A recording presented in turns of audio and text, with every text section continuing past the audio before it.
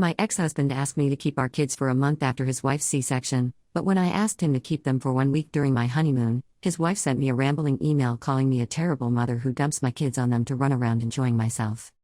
Posted by you/life_of_the_party XO. This is kind of sweaty, but my 30F ex-husband Greg, 38M, and I have 2 kids, Louisa, 9F, and Ted, 7M. We divorced over 5 years ago and co-parent very well.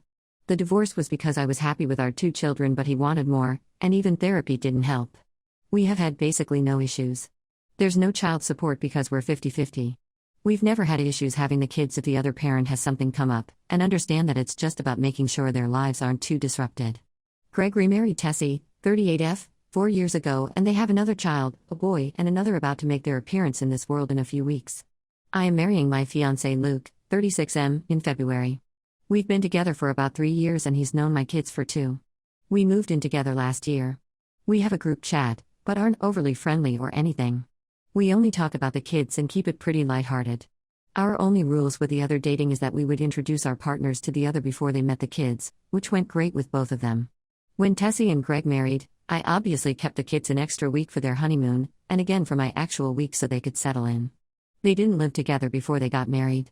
When they had their first baby, I kept our kiddos for about a month but brought them over a few times to see their new brother obviously so they could settle in since it was Tessie's first baby. A few weeks ago at one of Louisa's games, Tessie told me the date her C-section was scheduled for, which is in the middle of their custody week. I told her we were excited for them and of course I could keep them that week and my following week, and we could go back to normal their next custody period. She kind of hemmed and hawed and asked if we could keep them for another custody week to give them a month again to get used to things. I said that was fine.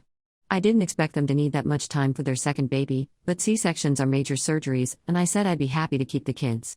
They don't live far from us, so bringing them over to hang out won't be too out of my way, and of course I love having my kids with me. Anyway, we finalized our plan for our honeymoon, which is 3 weeks. I know it seems excessive, but it's something on both of our bucket lists, but not something the kids would be too interested in, and the honeymoon seems like the best opportunity to do it. Basically what would happen would be that we'd get married on Saturday, my week. The kids would stay with Greg that night and stay for his week, then they would keep them for our week and their next week. So they'd have them for one of my custody weeks plus 1 extra evening. I don't have family around. My parents passed young, grandparents before them, and the aunt and uncle who helped raise me retired to New Mexico, a 3-hour plane ride plus 2-hour drive at minimum. I have friends who have watched the kids before, but I didn't see a single issue with asking Greg to keep them for a week since it seems like there's a bit of precedent. I texted him the general plan and emailed him a more detailed one with locations, days, times, etc., so he could know where we were and how to contact us if there was an issue. I thought all was well and good, but they never responded until a few days later they emailed me what Luke and I jokingly now refer to as the manifesto. It was long, rambling, repetitive, and still somehow partially written by ChatGPT. The gist of it was: what kind of mother goes on a 3-week vacation without her kids? I'm a terrible person in general for asking a young mother to have her stepkids full-time for 3 weeks while I go and enjoy myself. They or she kept calling Tessie a young mother. I think she means mother of young kids, and I know it's not the point, but it kept annoying me. Also, it wouldn't be alone with her. Greg would obviously be there. I am a horrible co-parent for asking them to have the kids for 3 straight weeks while their kids are so young. Their newest baby will be 6 months old by then, by the way. Apparently it's all well and fine that Luke and I don't want any more kids. He has had a vasectomy and known he didn't want kids of his own for a while. But we'd better not think that gives us permission to dump Louisa and Ted on them to gallivant around. I don't think I've ever gallivanted in my entire life. We needed to figure our own weeks out ourselves. This was not life-threatening and it was ridiculous to ask them. I got petty after this, especially them acting as if we are constantly dumping the kiddos on them, so I went through the last 4 years of texts and made a spreadsheet of how many times either of us has asked the other to keep the kids and the duration on an Excel sheet. While we both have made these requests, they have done so for 87 nights, 52 times, versus me 12 nights, 8 times. Obviously, this makes sense since they have a baby, and I didn't send it to them or anything, but it was good to know I'm not crazy. My friends say I should tell them that, fine, I won't keep them during their custody time after their new baby comes. I'm not going to do that.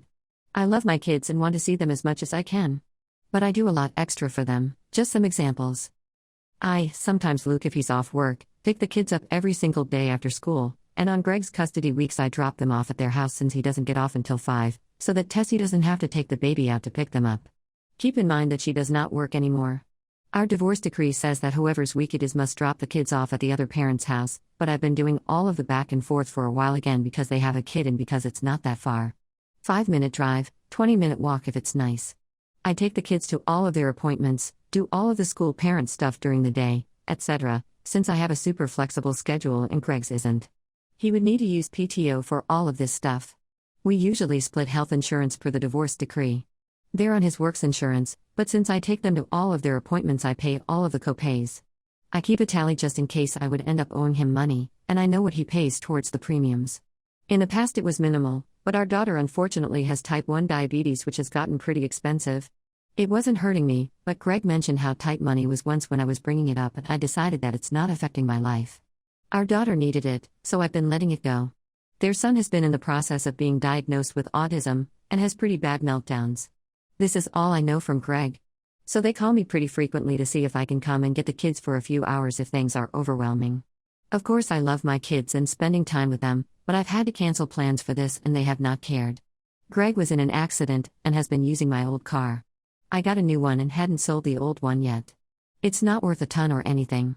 For the past 7 months, with no effort to replace it. Greg travels sometimes for work and they, Greg and the kids, have a cat over there. Normally Louisa would take care of the litter box if Greg was traveling, but since her diagnosis, and until we get her labs and health under some form of control, we both agree that we don't want her messing with it. They let the cat go outside during the day. Since Tessie has been pregnant, she said she shouldn't have to, and Ted is a little young. He tried, failed, now he helps. So I've been doing it. Anyway, these are all benefits for them that I'm going to inform them are ending.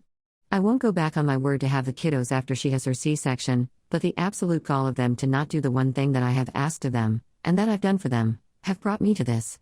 Most of my friends say I'm not going far enough, but if you have said that it might cause a breakdown in our co-parenting relationship, which would affect the kids. That's really the only thing I care about, so now I'm hesitant. Am I the jerk? Update 1, 3 days later. Hey everyone. I don't know how to link on mobile, so my last post is in my profile. I got way too overwhelmed with the responses, but like I thought, I was completely being taken advantage of and the friends telling me to let it go can suck it. Just kidding. I know where they were coming from. They were just wrong and my ex Greg and Tessie do need to be introduced to my good friend reality. One thing I didn't mention in my last post is that Greg and I have a long history. I've known him forever since we moved to his mom's neighborhood when I was 4. We were always friendly and then we started hooking up when I was in college and got pregnant. In his defense, he 100% stood up, married me, took care of us, paid for everything while I finished school, and even paid for my college.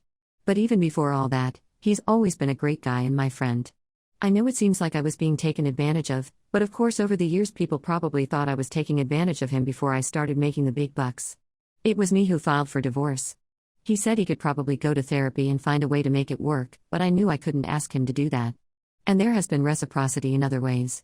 After we divorced, he definitely helped me a lot in setting up my new home before Luke and I got together. Doing things like mowing, cleaning the gutters, fixing appliances. Obviously those things don't happen anymore, but I'm just saying it hasn't always been me doing everything. Finally, all of this has not been thankless. Up until the manifesto, they were incredibly and vocally grateful and appreciative. Doing things for appreciative people is great and makes me feel good. Unfortunately, now that we are living in the post-manifesto era, I don't get any joy from helping them out like I used to. With all that being said, I can't continue bending over backwards for him just because he was good to me before. Anyway, I got pretty mad at myself at my last post and decided to respond to the manifesto. As I was hyping myself up though, Greg called. I was pretty amped, so I decided to answer. He started with apologizing. He didn't say it directly, but I got the gist that Tessie wrote the email in anger because of how overwhelming everything is. He reminded me that it wasn't just his son's issues. Louisa was also struggling to get her diabetes under control. Any other type 1 parents can probably relate. And she misread my email to think that I was asking for them to keep them for 3 of my custody periods for a total of 6 weeks. Going back to the manifesto, I can kind of see where she was saying that, but it wasn't the most coherent thing to begin with. He said 1 week for our honeymoon is totally fine and they will figure it out. He acknowledged that it was entirely inappropriate and uncalled for. Unluckily for him, I was not in the best mood and told him dang straight it was one of the most deranged and untrue emails I've ever read. I asked him if anything they wrote in the email rang true to him in the cold light of day, and he admitted no. I had kind of been going back and forth on this, and was originally going to tell him to go to heck and we would never switch custody times again. I didn't care if they had 5 more kids with C-sections, but I decided against going that far.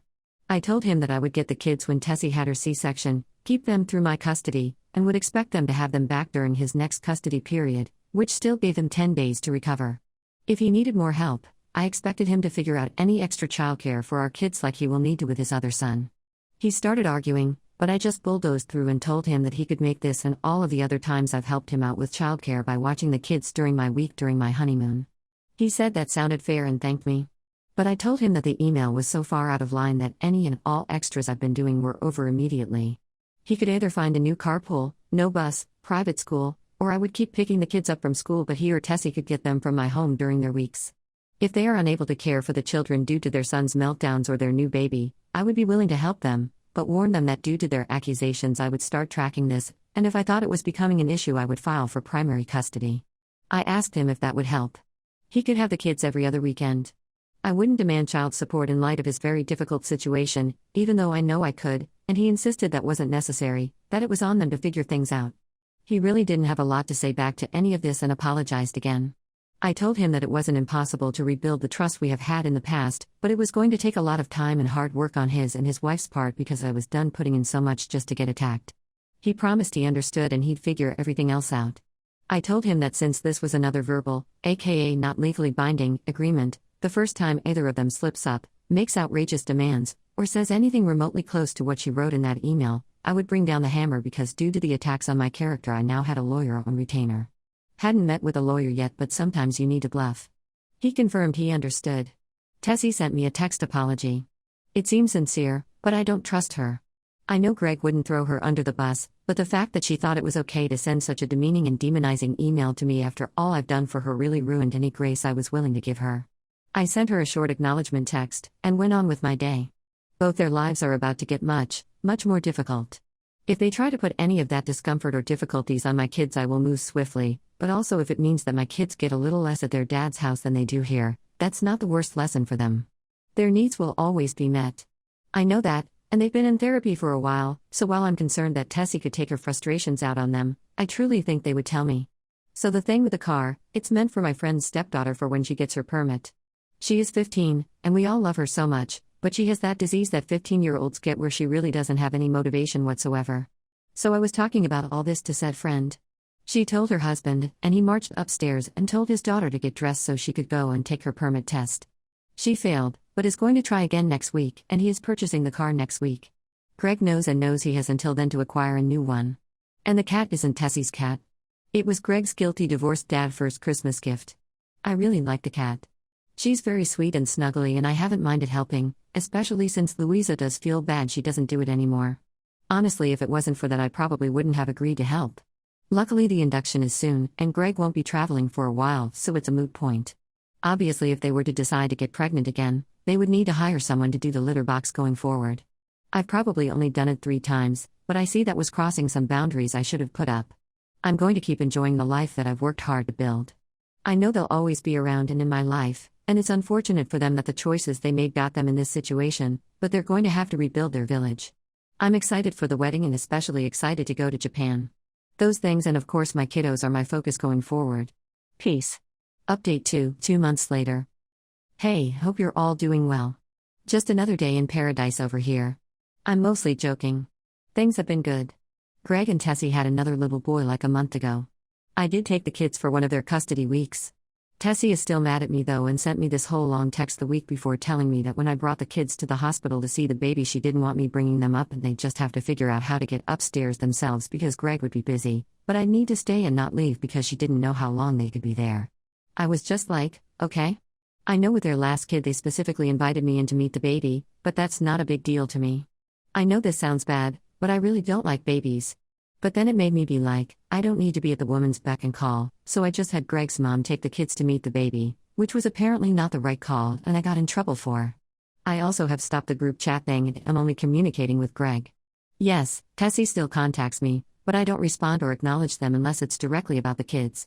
But otherwise I've just not let their drama affect us. I don't bring these things up, but they basically told Luke that when their brother has a meltdown they just hang out up or downstairs and it's not that big of a deal to them. But they like when I come and pick them up, those little shits. And they didn't tell him this in confidence, just randomly, so I told them they were not being good siblings and they could always call me, but that was their family too. So I don't even feel bad about not picking them up any time they ask.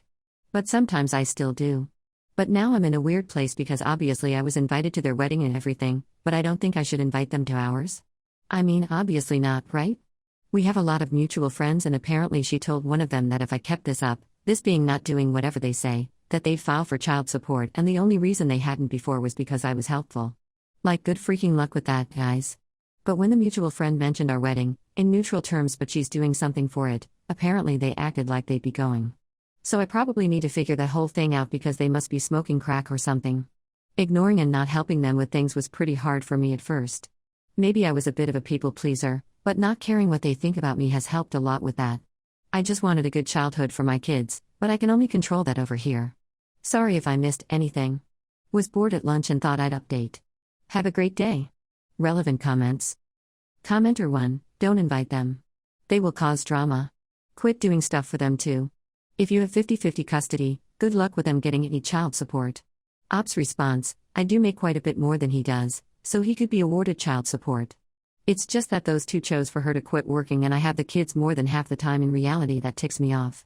Commenter 2, why are you telling your kids they are not good siblings because they go upstairs when their brother has a meltdown? There is nothing wrong with that.